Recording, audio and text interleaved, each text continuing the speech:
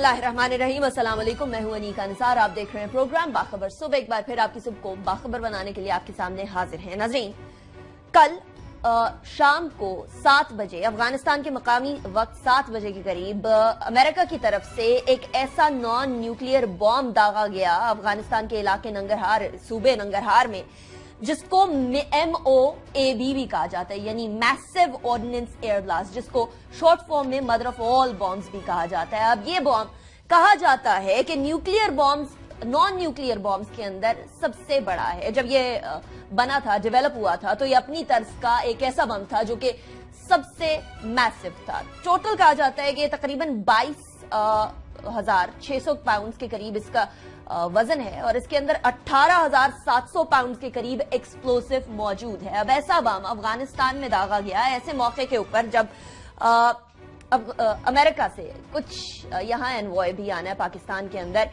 क्या वजूहात थी? ISIS के बारे में कहा गया कि निशाना बनाया गया। क्या ट्रंप की पॉलिसी थी या एस्टेब्लिशमेंट की पॉलिसी को ट्रंप टो कर रहे हैं? जिस तरीके से उन्होंने दावे किए थे वो दावे पूरे नहीं कर पा रहे। क्या है, इस हवाले से बात करेंगे, लेकिन उससे पहले मैं अपने पैनल का तारुफ करवाऊंगी। मेरे साथ मौजूद है राव खालिद साहब, एडिटर हैं रोजनामा 92 न्यूज के। बहुत शुक्रिया राव साहब, आपने ज्वाइन किया। सुहेल इकबाल भट्टी साहब हमारे साथ मौजूद हैं, पॉलिटिकल एनालिस्ट हैं। बहुत शुक्रिया सुहेल साहब, आपने ज्वाइन किया। राव साहब, स्टार्टिंग फ्रॉम यू, ट्रंप के बारे में वैसे ही जब कैंपेन कर रहे थे तो मालूम हो रहा था कि जंगी जुनून के बारे में बहुत ज्यादा उनके बारे में उनके अंदर पाया जाता है और उनको कहा जाता है उनको मैलिग्नेंट नार्सिसिज्म है, यानी अपनी बहुत ज्यादा तारीफें करना। इवन ये कि शी जिनपिंग के साथ उनका कोई डिनर हो रहा था तो उनको ये भी नहीं पता था कि कितने बम दागे गए, कहां दागे गए एंड ऑल दैट। लेकिन उसके बाद फिर अफगानिस्तान वाला वाकया होता है, और वो केक की बात कर रहे थे उस टाइम। अफगानिस्तान वाला वाकया होता है, कहा जाता है कि दाइश को अटैक करने के लिए, दाइश को खत्म करने के लिए और अमरीकी फौज के काम को आसान बनाने के लिए किया गया। क्या इसका वो रिजल्ट होगा जो एक्सपेक्ट किया जा रहा है अमरीकी एस्टेब्लिशमेंट की तरफ से? देखिए, वो बड़ी लॉन्ग टर्म प्लानिंग करते हैं। पता नहीं कब से ये सोच रहे होंगे कि यहाँ पे किस तरह से चीज़ों को दोबारा ट्रिगर करना है। इस खत्ते में थोड़ा सा बेहतरी की सूरत हाल पैदा हो रही थी, तो वो यकीनन उन्होंने कुछ प्लान किया होगा और इसके कुछ मकासद भी होंगे जो ये चीज़ें हो रही। लेकिन अगर आपको याद हो, हमने कुछ दिन पहले डिस्कस किया था सारा ओवरऑल जो इंटरनेशनल सिनेरियो, और उस कॉन्टेक्स्ट में किया था जब इमरान खान से चीफ ऑफ आर्मी स्टाफ की मुलाकात हुई। तो वो एक सूरत हाल, उस वक्त मैंने ये बात भी कही थी कि लग ये रहा है कि ये शायद आखिरी ज़रब लगाने जा रहे हैं इस खित्ते में, और पर्टिकुलरली अफगानिस्तान और पाकिस्तान के बॉर्डर एरिया में जो सारी एक्टिविटी है टेररिस्ट की, तो उस पर कुछ करने जा रहे हैं। ये उसका भी एक शाखसाना हो सकता है।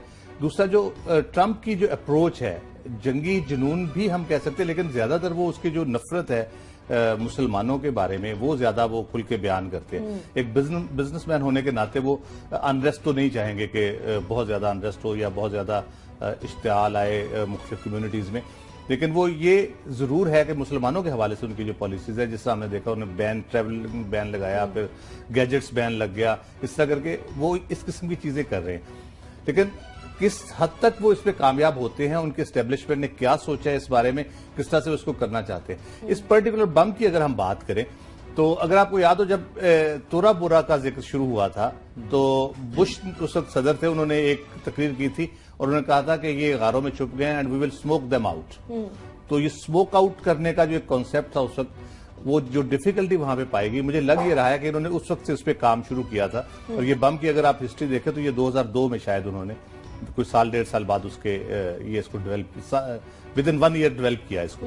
जब उन्होंने देखा कि इन गारों में किस तरह से इनको किया जा सकता है, मारा किस तरह जा सकता है, डेजी कटर फिर उन्होंने यूज किया उस वक्त। और ये इसके इस्तेमाल का अभी तक कोई, मेरा ख्याल है पहले कोई इस्तेमाल की इसकी मिसाल नहीं मिलती, या मुझे नहीं पता कि कोई इस्तेमाल हुआ है कहीं पे।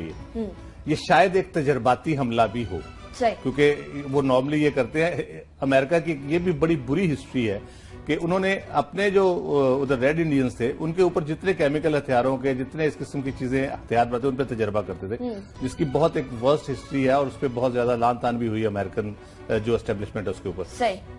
ये एक तजर्बाती हमला भी हो सकता है। लेकिन जो पहले मैंने बात की कि ये बुनियादी तौर पर इस खित्ते में जो एक वेव खत्म करने की बात हो रही है टेररिज्म की, जो हमने बहुत ज्यादा जिसपे काम हम कर चुके हैं पाकिस्तान के अंदर भी, बॉर्डर एरियाज में खासतौर पर नॉर्दर्न वजीरिस्तान और सदर्न वजीरिस्तान के इलाका में जैसे साफ किया, और जो हम वहां पे अपनी रिट कायम कर चुके हैं ऑलमोस्ट, तो अब उधर बॉर्डर की उस साइड पे जो हमें इन्फिल्ट्रेशन होती है या वहां से जो लोग आते हैं हमला करते हैं या इन्फिल्ट्रेट करके पाकिस्तान के अंदर कार्रवाइयां करते हैं, उनको रोकने की बात है। अब ये बॉर्डर एरिया का अटैक है एक, तो दूसरा जो अमेरिका और पाकिस्तान और अफगानिस्तान के दरमियान एक इस बारे में एक बड़ा कह ले के सोचा समझा एक स्ट्रेटजी बना के अलायंस बनने जा रहा है। इसके खिलाफ अब नई जो वेव शुरू होने जा रही है टेररिज्म के खिलाफ इस खित्ते में, ये उसका भी एक शाखसाना लगता है। ठीक, चलिए सोहेल साहब, इतना जरूर है कि अमेरिका की एक चीज सामने आ गई कि हिरोशिमा नागासाकी, आपको याद है, न्यूक्लियर बॉम्ब दागा, अमेरिका ने दागा, पहला ऐसा कंट्री था और अभी तक अल्लाह का शुक्र आखिरी है। अब नॉन न्यूक्लियर बॉम्ब की बात कर लें, इतने मैसिव लेवल के ऊपर, वो भी अमेरिका ही है पहला जिसने इतना बड़ा लेवल के ऊपर एक बॉम्ब जो है वो दागा अफगानिस्तान के अंदर।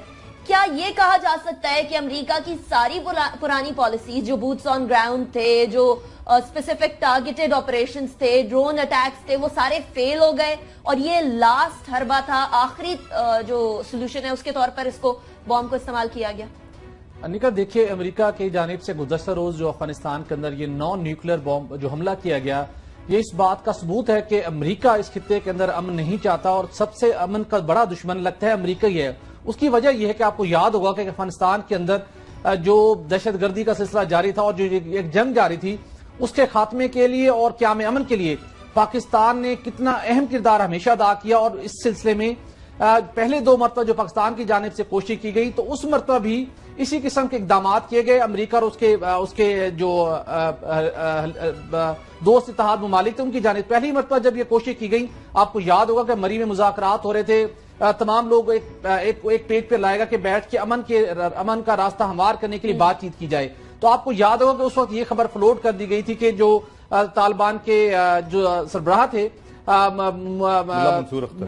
मुल्ला मंसूर से पहले जो उनके सूफी मोहम्मद, सॉरी, उनके अफगानिस्तान में जो मुल्ला उमर थे, उनकी पहले काफी पहले उनकी हलाकत हो चुकी थी। उस वक्त उस खबर को लीक किया गया, मुज़ाकरात का अमल सबूताज हो गया। दूसरी मरतबा फिर कोशिश की गई, तो फिर बलूचिस्तान के अंदर जो ड्रोन अटैक किया गया, मुल्ला मंसूर को मार दिया गया, फिर मुज़ाकरात का अमल मुतासिर कर दिया गया। उसके बाद रशिया और चीन ने और इस खित्ते के दीगर ममालिक जो इस सारे अफगानिस्तान की वजह से मुतासिर थे, 12 ममालिक है, आज वो मास्को में इकट्ठे हो रहे हैं अफगानिस्तान के अंदर अमन के लिए। और तालिबान को भी कन्विंस करके कोशिश की गई थी इस अमल मुज़ाकरात का हिस्सा बनाया जाए, अफगानिस्तान के अंदर हालात को बेहतर किया जाए। आज जब वो कॉन्फ्रेंस शुरू होनी है, उससे ठीक 1 रोज कबल अमेरिका ने ISIS के नाम निहाद जो उनका अफगानिस्तान के अंदर उनका इन्फ्लुएंस था, उसको बुनियाद बनाकर वो बम इस्तेमाल कर दिया है, जिसका जो बहुत खतरनाक है। अभी कैजुअलिटीज तो सामने नहीं आई और इसकी आप इस चीज से अंदाजा लगा सकते हैं, जो हिरोशिमा के ऊपर अमेरिका ने जो बम गिराया था, लिटिल बॉय नामी बम, उसके अंदर जो